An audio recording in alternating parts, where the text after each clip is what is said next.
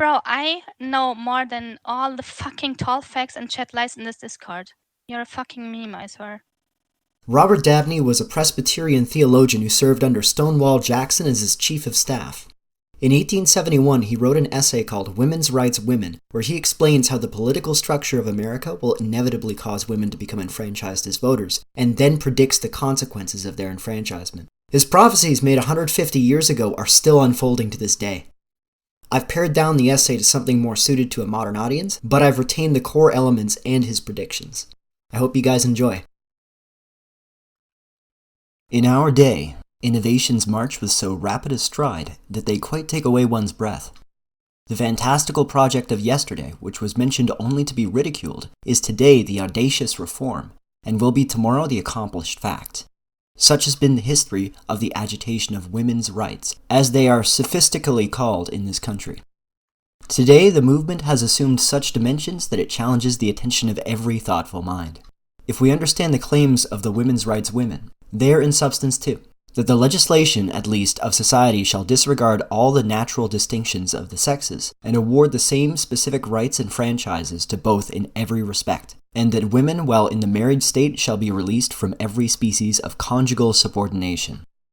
The assimilation of the garments of the two sexes, their competition in the same industries and professions, and their common access to the same amusements and recreations, are social changes which the strong-minded expect to work, each one for herself, once the obstructions of law are removed from the other points.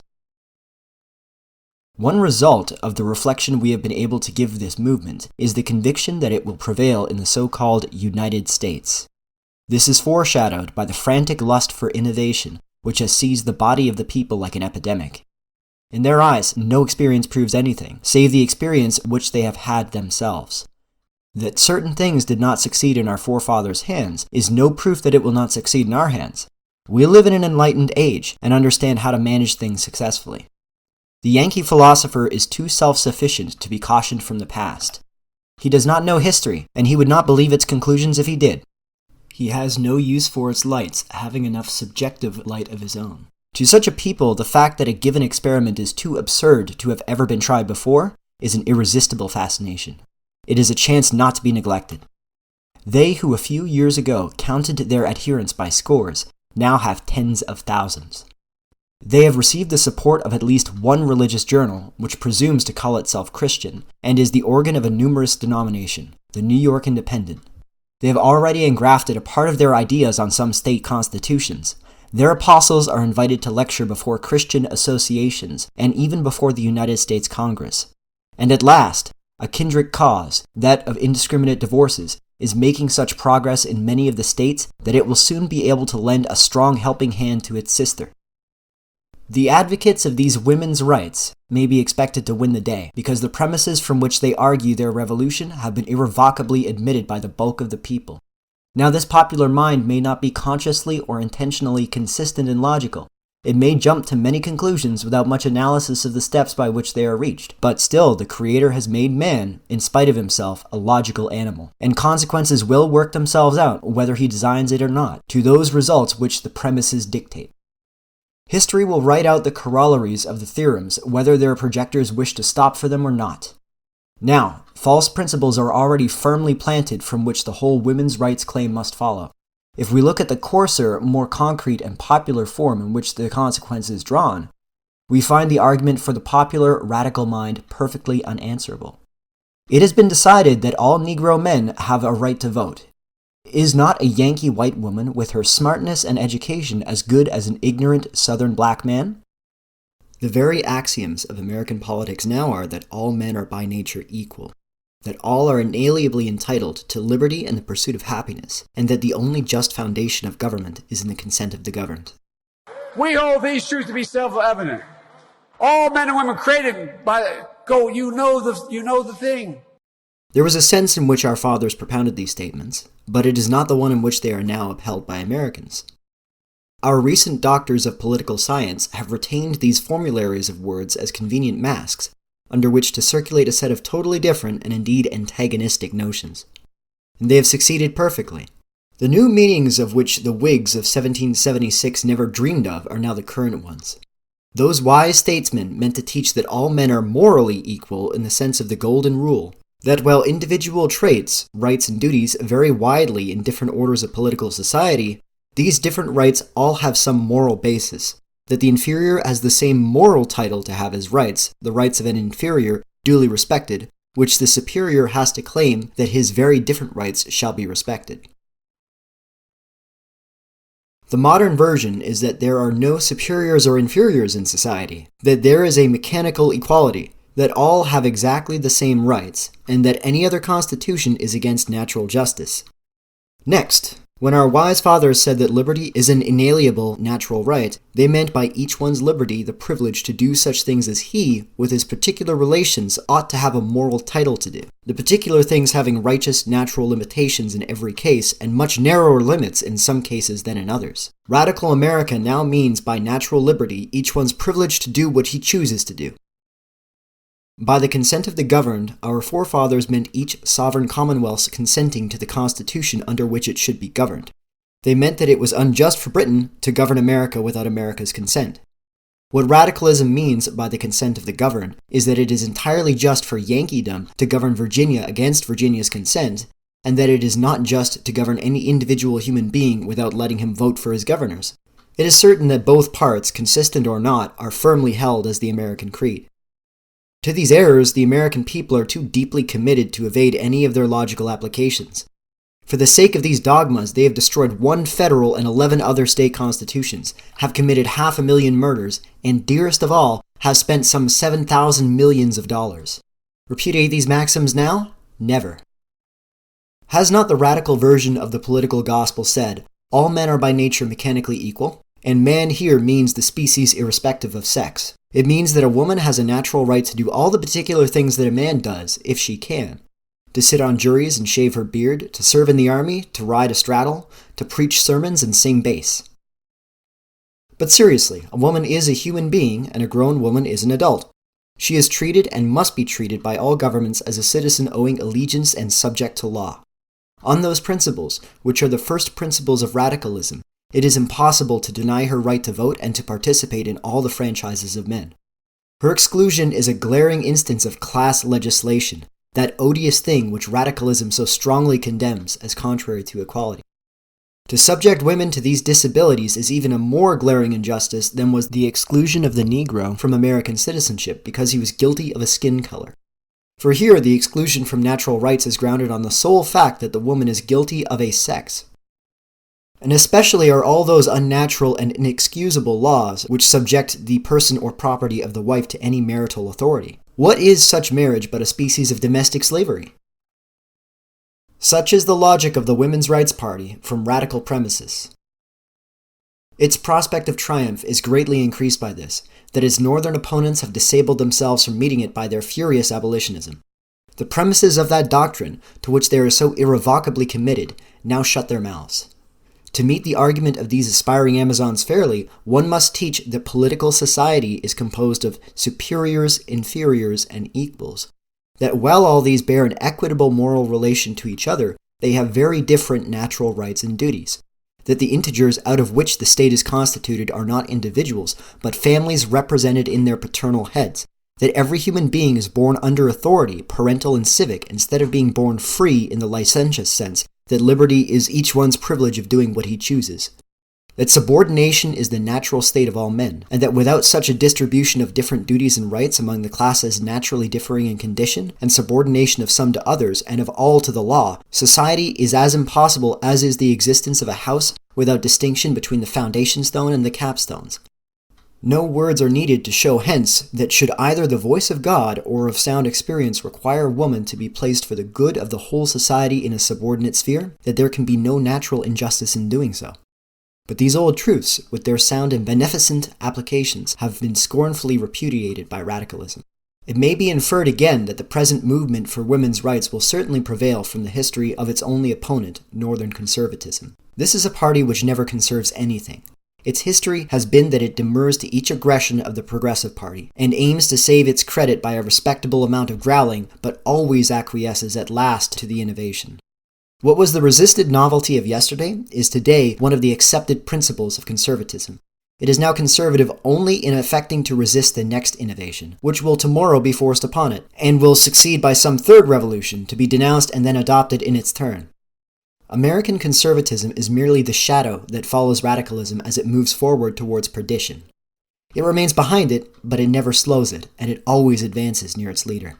It is worthless because it is the conservatism of expediency only, and not of sturdy principle. It intends to risk nothing serious for the sake of truth, and has no intention of being guilty of the folly of martyrdom. The only practical purpose which it now serves in American politics is to give enough exercise to radicalism to keep it in shape, and to prevent it becoming lazy from having nothing to whip. Indeed, as de Tocqueville predicted, innovations in the direction of extensions of suffrage will always be successful in America, because of the selfish timidity of her public men. It is the nature of ultra-democracy to make all its politicians time servers. Its natural spawn is the brood of narrow, cowardly worshippers of the vox populi and of present expediency. Their polar star is always found in the answer to the question, what will be the more popular? As soon as any agitation of this kind goes far enough to indicate the possibility of success, their resistance ends. Each of them begins to argue in his private mind, the proposed revolution is of course preposterous, but it will be the best for me to leave opposition to it to others, for if it succeeds, the newly enfranchised will remember the opponents of their claim at the future elections, and to reward those who were their friends in the hour of need.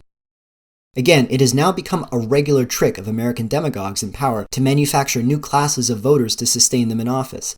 It is presumed that the gratitude of the newly enfranchised will be sufficient to make them vote the ticket of their benefactors. But as gratitude is a very flimsy sort of fabric among radicals, and soon worn threadbare, such a reliance only lasts a short time, and requires to be speedily replaced. The invention of Negro suffrage sufficed to give radicalism a new 4 years' lease of life. But the grateful allegiance of the freedmen to their pretended liberators is waxing very thin, and hence the same expedients must be repeated, in the form of creating a few millions of female votes. The schemers have an active, selfish motive for pushing the measure, but its opponents will be paralyzed in their resistance by their cowardice, so that success is sure. Thus, it is the destiny of the Yankee people to commit a species of political hara-kiri with its own unwilling hands. The crowning element of despair is in the enforced consolidation of the government. There are no reserved rights of states. The mad innovation which is adopted by a majority of them is enforced upon all, so that no place of refuge is left in the whole land where the right principles and usages might find sanctuary, and abide as a wholesome example and recuperative power for reform. What then, in the next place, will be the effect of this fundamental change when it shall be established? The obvious answer is that it will destroy Christianity and civilization in America. The politics which denounce women's subordinate role as a natural injustice and self-evident folly cannot be expected to reverence the Scriptures. They must and will flout their whole authority. We must then take up our minds in accepting women's rights to surrender our Bibles and have an atheistic government. And especially must we expect to have, presiding over every home and rearing every group of future citizens, that most abhorrent of all phenomena, an infidel woman. For of course that sex, having received the precious boon of their enfranchisement only by means of the overthrow of the Bible, must be foremost in trampling upon this their old oppressor and enemy. Its restoration to authority is necessarily their re-enslavement, to speak the language of their party. Second, these new excitements and temptations will utterly corrupt the character and delicacy of American women. It is indignantly asked, why should politics corrupt the morals of women more than the lords of creation? Political excitements will corrupt women tenfold more than men because they are naturally adapted to a wholly different sphere. When we point to the fact that they are naturally more emotional and less calculating, more impulsive and less self-contained, that they have a quicker tact but less logic, that their social nature makes them more liable to the contagion of epidemic passions, and that the duties of their sex make it physically impossible for them to acquire the knowledge in a foreign sphere necessary for political duties, we do not depreciate women. We only say that nature has adapted her to one thing and disqualified her for the other. The violet would wither in that full glare of midsummer in which the sunflower thrives. This does not argue that the violet is a meaner flower. When anything, animate or inanimate, is used for a function which it is not adapted, that foreign use must endamage it, and the more damage it will suffer, the farther that function is from its own sphere. The hot glare of publicity and passion will speedily deflower women's delicacy and sweetness. Those temptations, which her Maker did not form her to bear, will debauch her heart, developing a character that is much more repulsive than that of the debauched man as the fall has been greater.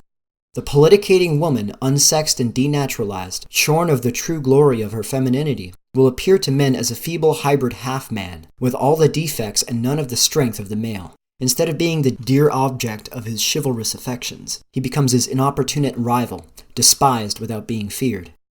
This suggests a third consequence, which some of the advocates of the movement even already are bold enough to foreshadow. Women's rights mean the abolition of all permanent marriage ties. Some hoodwinked advocates of the revolution may be blind to the sequence, but it is inevitable. It must follow by this cause, if for no other, that the unsexed, politicating woman can never inspire in man that true affection on which marriage should be founded. Men will doubtless still be sensual, but it is simply impossible that they can desire for them the pure and sacred sphere of the wife. Let every woman ask herself, will she choose for the lord of her affections an unsexed, effeminate man? No more can man be drawn to the masculine woman. The mutual attraction of the two complementary halves is gone forever. The abolition of marriage would follow again by another cause. The divergent interests and rival independence of the two equal wills would be irreconcilable with domestic government or union or peace. Shall the children of this monstrous non-union be held responsible to two supreme wills at once? Heaven pity the children. Shall the two parties to this perpetual co-partnership have neither the power to secure the performance of the mutual duties nor to dissolve it? It is a self-contradiction and impossible absurdity. Such a co-partnership of equals with independent interests must be separable at will, as all other such co-partnerships are. The only relation between the sexes which will remain will be a cohabitation continuing so long as the convenience of either person may suggest, and this, with most, will amount to a vagrant concubinage. But now, what will be the character of the children reared under such a domestic organization as this? God's ordinance, the only effective human ordinance for checking and curbing the first tendencies to evil, is domestic parental government. When the family shall no longer have a head, and the great foundation for the subordination of children in the mother's example is gone, when the mother shall have found another sphere than her home for her energies, when she shall have exchanged the sweet charities of domestic love and sympathy for the fierce passions of the public square, when families shall be disrupted at the caprice of either party, and the children scattered as orphans from their homes, it requires no wisdom to see that a race of sons will be reared more akin to devils than to men. In the hands of such a bastard progeny, without discipline, without homes, without a God, the last remains of social order will speedily perish, and society will be overwhelmed in savage anarchy. Last, it would not be hard to show, did space permit, that this movement on the part of these women is as suicidal as it is mischievous. Its certain result will be the re-enslavement of women, not under the scriptural bonds of marriage, but under the yoke of literal corporeal force. This world is a hard and selfish scene where the weaker goes to the wall. Casting away that dependence and femininity which are her true strength, the strong-minded woman persists in thrusting herself into a competition with man as his equal. But for contest she is not his equal. The male is the stronger animal. As man's rival,